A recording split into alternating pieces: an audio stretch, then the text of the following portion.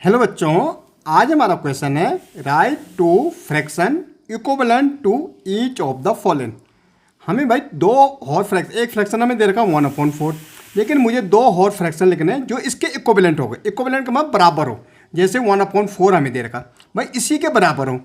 तो अब हमें इसके बराबर का मतलब है अगर हम यहाँ 2/8 लिखें तो ये हमारे बराबर होंगे। कैसे होंगे देखो, 2 1 जा 2 और 2 4 जा 8, तो 1/4 इक्वल टू कितना हो जाएगा 1/4। तो ये हमारे क्या हो गए, इक्वल हो गए। इसको हम कहते हैं इक्विवेलेंट फ्रैक्शन, जो हमारे दोनों क्या होंगे, इक्वल होंगे।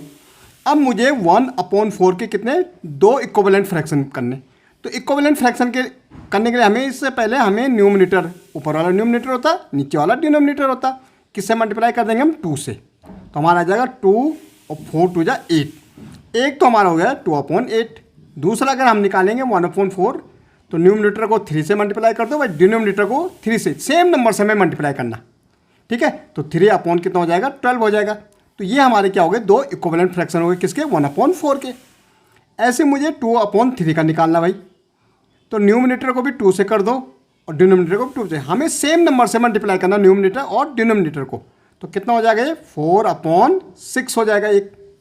अब 2/3 अगर इसको करना तो हमें अब 3 से कर लेंगे हम, तो कितना हो जाएगा 6/9। तो ये हमारे दो क्या हो गए, इक्विवेलेंट फ्रैक्शंस हो गए।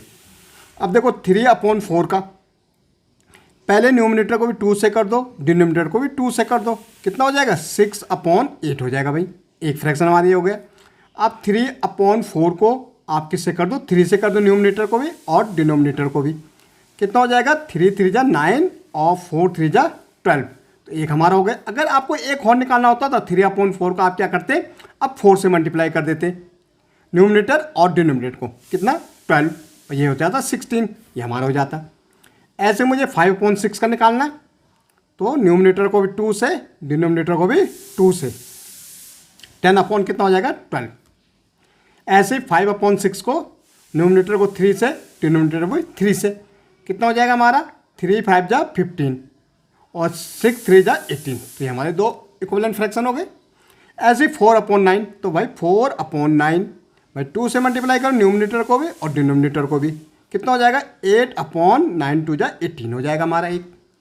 नेक्स्ट अगर हमें निकालना 4/9 को, तो हम क्या करेंगे, न्यूमरेटर को 3 से, डिनोमिनेटर को भी 3 से। 3 4 से कितना होता है 12 होता है, 9 3 से कितना होता है 27। तो ये हमारे क्या हो गए, इक्विवेलेंट फ्रैक्शंस हो गए। ओके।